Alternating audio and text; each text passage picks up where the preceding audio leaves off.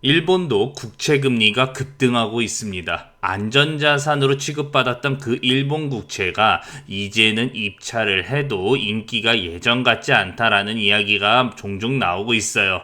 이건 다 아베노믹스의 대가 이제 치르고 있기 때문입니다. 공짜는 없다라는 거 말씀드리고 싶어요. 아베노믹스 돈을 그렇게 천문학적인 유동성을 시장에 공급했는데도 일본 경제 성장률 지지부진하면서 1%대를 벗어나기가 좀 어려워하고 있습니다. 좀 오르면 다시 마이너스를 향해 가고 경제 활력이 완전히 죽은 그 상태 그대로입니다. 우린 일본을 통해서 경제 엔진이 확실히 죽은 상태에서는 돈을 쏟아부어봤자 위기를 뒤로 미룰 뿐 근본적인 문제는 해결할 수 없다라는 것을 확인할 수 있어요. 또 경제 엔진이 꺼지면 일본처럼 천문학적인 돈을 쏟아부어도 사회 시스템이나 씀씀이 등을 줄이거나 구조개혁을 해야 그나마 먹힐 수 있다는 것도 확인할 수 있습니다. 그렇기 때문에 일본은 아베노믹스를 영원히 하고 싶었을 겁니다. 위기를 계속 뒤로 미루면서 현재 유지를 하고 있는 현실, 경제대국 3위를 지키고 싶었을 거니까요.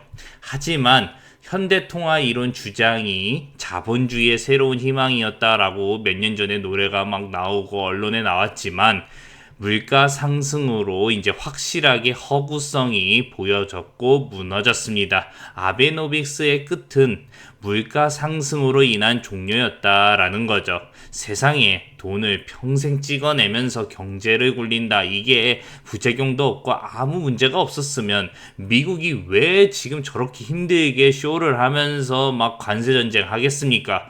왜 일하겠습니까? 그냥 돈을 찍어서 경제만 돌려도 문제가 없을 텐데. 일본은 지금 물가 인플레가 엄청나게 영향을 주고 있습니다. 사회적으로, 경제적으로 말이에요. 과거에는 경제가 성장하지 않고 침체로 물가 또한 연동되어서 오르지도 내리지도 않는 그 모습이 정체되어 있던 모습이 지금 온데간데 없습니다. 그렇기 때문에 지금 일본 중앙정부 그리고 일본은행은 바로 기준금리를 올리고 있어요. 기준금리를 안 올리고 아베노믹스를 계속했다가는 물가가 작살날 거다라는 거를 정말 잘 알고 있기 때문에 그렇습니다. 이거는 또 일본 정부가 원해서 기준금리를 올리는 게 아닙니다.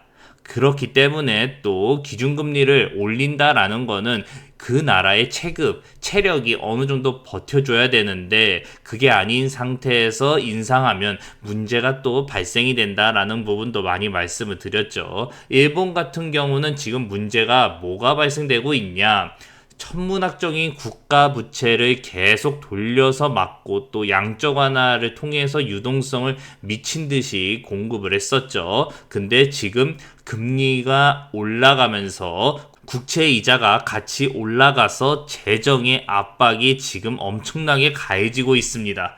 일본은 아베노믹스를 통해서 엄청난 국가 부채 중 절반 가까이를 일본은행이 지금 양적 완화를 통해서 스스로 매입을 한 상황이에요. 이게 일반적인 국가는 불가능한데 일본은 기축통화 엔화를 갖고 있는 나라와 또 이제 미국과 어느 정도 연합이 되어 있는 국가 경제 시스템이기 때문에 가능했던 건데 지금 이게 당연히 돈이 그만큼 유동성이 또 엄청나게 풀렸으면 시중에 돌아야 되지만 그동안 전 세계가 다 나눠 가지면서 어떻게 해서든지 해결을 하긴 했습니다. 물론 그게 수면 아래로 내려갔을 뿐이겠지만요. 이런 상황에서 경제를 그나마 선수 구조로 돌려놔야 했지만 실질적으로 그게 매우 어렵습니다. 경제가 엔진이 멈추는 순간 말이에요. 그러니 일본이 무조건 빚을 내서 또 먼저 냈던 빚, 국채를 또 발행해서 국채를 또 돌아오는 거를 막아내고 이자는 또 국채를 발행해서 내고 그런 국가로 지금 운영을 하고 있었는데 저출산 고령화 국가죠. 또 일본이 경제가 아까 말씀드린 대로 엔진이 멈춰 있는 상황에 점점 지금 세금을 열심히 걷어서 국가를 운영하는 상황보다는 세금이 줄어들고 지출, 사회복지, 고령화 사회로 인해서 병원이나 이런 거 해가지고 계속 돈이 늘어나는, 씀씀이가 늘어나는 상황인지라 지금 답이 없다라는 거죠. 아까 앞에 말씀드린 대로 이자가 계속 불어날 수밖에 없는 거예요. 국채 금리가 올라가면 올라갈수록 당연히 재정에 타격이 오겠죠. 이런 상황에서 트럼프 대통령의 관세 전쟁으로 전 세계가 지금 공포에 지금 막 시달리면서 미국의 정책이 오락가락한다라는 이야기가 나오면서 미국의 국가 부채에 대한 우려가 또 엄청나게 신용도 떨어지면서 금리가 5%를 찍으니 당연히 일본 경제 무너진다라는 거는 알고 있고 있었죠. 일본의 국가 부채와 금리, 물가 인상률, 이게 또 시장에 대놓고 드러나면서 지금 심리가 좋지 않고 국채 금리가 튀고 있다라는 겁니다.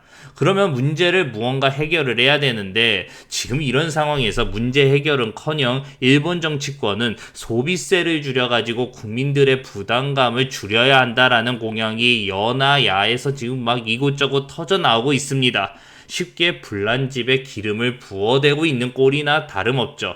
일본 정부 살림에서 절대적 영향력을 유지하고 있는 게 소비세인데 가뜩이나 부채를 발행해서 부채를 막아내고 있는 구조인데 애초에 벌이도 지금 저출산 고령화 때문에 이제 세수가 시원치 않은데 그 세수마저 줄이자고 하니까 국채 시장은 어떤 반응을 오겠습니까? 당연히 난리가 날 수밖에 없는 거죠. 기사 조금 읽어보겠습니다. 21일 일본 채권 시장에서 20년 만기 국채 금리가 한때 연 2.575%까지 오르면서 2000년 10월 이후에 25년 만에 최고치를 기록했다라는 이야기. 일본 재무성이 실시한 20년 만기 국채 입찰 쇼크가 국채 매도세로 발생이 됐다라는 부분까지 있습니다. 밑에 얘기가 나오죠. 국채 금리가 급등한 배경에는 재정 팽창 우려가 깔려 있다. 일본 여야는 참의원 선거를 앞두고 앞다퉈서 소비세 인하론을 지금 꺼내들고 있다. 소비세 인하로 줄어든 세수를 메울 마땅한 세입이 없기 때문에 결국 국채 발행이 또 늘어나야 되는 그런 우려가 발생이 되고 있다. 이런 상황에서 적자 국채를 더 찍자고 하니 채권 시장이 쇼크가 왔다라는 이야기까지. 일본 여야는 선거를 2달 앞두고 앞다퉈서 소비세 감세 공약을 내세우고 있다라는 이야기. 왜 세수를 지금 줄이려고 하는 이유는 일본이 이제 물가 인플레이션이 엄청나니까 실질적으로 소비력이 떨어지는 가구들이 지금 힘들어하니까 소비세를 줄이자라는 이야기인 겁니다. 결론은 그러면 무엇이겠습니까? 아베노믹스가 발생시킨 천문학적인 유동성이 원래는 전 세계와 함께 다 나눠 가지면서 일본 국내의 물가 상승을 그나마 억제시키면서 위기를 뒤로 미뤘는데 트럼프 대통령이 쏘아올린 관세전쟁 여파로 이제 일본도 압박이 상당히 가해지는 거면서 또 일본의 약점, 국채금리 급등을 우리가 또 확인할 수 있었고 인플레는 지금 막 계속 지금 작년부터 재작년부터 계속 난리가 나니까 이걸 억제하기 위해서 아베노믹스를 종료했고 금리를 어떻게 썼는지 정상금리인 척하려고 노력을 하고 있는데 지금 사실 금리를 확 올려서 물가를 확실히 잡아야 되지만 그랬다가는 일본 정부의 재정에 엄청난 문제가 발생될 수도 있고 저금리에 익숙해진 금융 시스템에 또 불안한 요소를 발생시킬 수밖에 없으니 물가는 물가대로 안 잡히고 자꾸 올라갈 수밖에 없는 거고 국민들의 삶은 힘들어질 수밖에 없는 거고 국가 재정은 더욱더 열악해질 수밖에 없는 거고 부채는 더 많이 발생시킬 수밖에 없는 말 그대로 진퇴양난에 제대로 빠질 수밖에 없었다. 결국 아베노믹스의 결말은 비참할 수밖에 없었다라는 거죠.